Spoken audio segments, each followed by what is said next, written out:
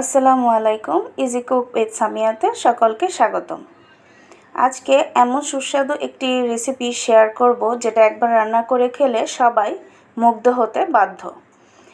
তো ঝিঙে এবং মাছের ডিম দিয়ে সুন্দর মজাদার একটি রেসিপি আজকে শেয়ার করছি। তো এখানে মাছের ডিম নিয়েছি।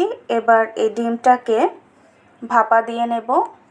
তো ভাপা দেওয়ার আগে কিছু মশলা মেখে নিচ্ছি। এখানে একটি পেঁয়াজ ও কয়েকটা কাঁচামরিচ ব্লেন্ড করে নিয়েছি। তারপর স্বাদ অনুযায়ী লবণ দিয়ে দিলাম, সামান্য পরিমাণে হলুদের গুঁড়ো দিয়ে দিলাম আধা চা চামচ আদা রসুন বাটা। এবার সবগুলোকে কচলে মেখে নিয়েছি। এখন একটি ঢাকনাওয়ালা বাটিতে এই মিশ্রণটাকে ঢেলে দেব। ঢেলে দেওয়ার আগে এখানে সামান্য পরিমাণে একটু তেল দিয়ে তেলটাকে ব্রাশ করে নেব। এতে করে ডিমের যখন ভাপাটা হয়ে যাবে সেটা খুব সুন্দরভাবে মোল্ড আউট করা যাবে।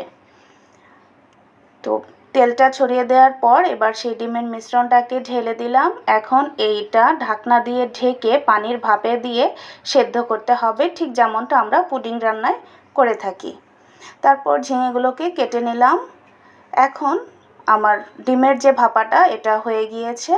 এবার এটাকে নামিয়ে একটা ছুরির সাহায্যে সুন্দরভাবে পিস পিস করে কেটে নিতে হবে। প্রথমেই ছুরির সাহায্যে একটু সাইড দিয়ে সরিয়ে নিচ্ছি, তারপর এটাকে পিস পিস করে কেটে নিয়েছি। এখানে চাইলে আপনারা যে কোনো শেপে এটা কেটে নিতে পারেন, আমি স্কোয়ার শেপ করে কেটে নিয়েছি। এবার ডিমগুলোকে একটু হালকা ভেজে নেব, এতে করে ডিমের ফ্লেভারটা আরও ভালো সুন্দর হয়। সামান্য পরিমাণ তেল দিয়ে এবার এটাকে শ্যালো ফ্রাই করে নিচ্ছি। খুব কড়া করে ভাজার প্রয়োজন নেই, জাস্ট এপাশ ওপাশ একটু লালচে করে ভেজে নিলেই হয়ে যাবে। তো আমার ডিমগুলো প্রায় ভাজা হয়ে এসেছে, একটু উল্টে নিচ্ছি। এবার দুই সাইডে উল্টে এরকম একটু লাল লাল করে ভেজে নেওয়ার পর চলে যাচ্ছি পরবর্তী স্টেপে। অন্য একটা কড়াইতে দিয়ে দিচ্ছি পরিমাণ অনুযায়ী তেল। তারপর দিয়ে দিব এখানে পেঁয়াজ কুচি। পেঁয়াজ কুচিটা দেওয়ার পর কিছুক্ষণ একটু নেড়েচেড়ে ভেজে নেব। বেশ কিছুক্ষণ নেড়েচেড়ে যখন ভাজা ভাজা হয়ে যাবে, একবারে বেরেস্তা করে ভাজবো না, একটু ভাজা হয়ে আসলেই সামান্য পরিমাণে পানি অ্যাড করে দিচ্ছি কষানোর জন্য। এখন এক এক করে মশলা দিয়ে দিব, স্বাদ অনুযায়ী লবণ দিয়ে দিচ্ছি। তারপর দিয়ে দিচ্ছি এখানে হলুদের গুঁড়ো, মরিচের গুঁড়ো এবং ধনিয়ার গুঁড়ো। এবার এগুলোকে মিশিয়ে ভালোভাবে কষিয়ে নেব। ঝিঙে, ধুন্দুল, লাউ এই জাতীয় সবজিগুলোতে মশলার পরিমাণটা যত কম দেয়া যায় ততই খেতে ভালো লাগে এবং এই সবজিগুলোর যে রং এটাও খুব সুন্দর হয়। তারপর দিয়ে দিচ্ছি আস্ত কয়েকটি কাঁচামরিচ।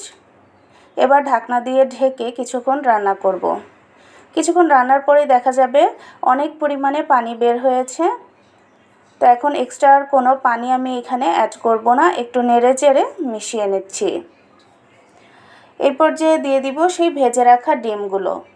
ঝিঙে বা ধুন্দুলের তরকারিগুলো রান্না করতে কিন্তু খুব বেশি সময়ের প্রয়োজন হয় না, খুবই অল্প সময়ের মধ্যে এগুলো সেদ্ধ হয়ে যায়।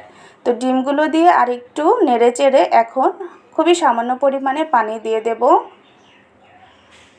তো অল্প পরিমাণে পানিটা দিয়ে এখন ঢাকনা দিয়ে 5 থেকে 10 মিনিটের মতো রান্না করলেই রান্নাটা আমার কমপ্লিট হয়ে যাবে। তো মাছের ডিম ভাপিয়ে এই রকমের একটা রেসিপি ট্রাই করে দেখতে পারেন, আশা করি নিরাশ হবেন না। এটা খেতে খুবই সুস্বাদু হয়। একদিন অবশ্যই ট্রাই করবেন। আর আমার রেসিপিটি ভালো লাগলে অবশ্যই লাইক, কমেন্টস ও শেয়ার করে আমার পাশেই থাকবেন। আজকে তাহলে এ পর্যন্তই। আল্লাহ হাফেজ।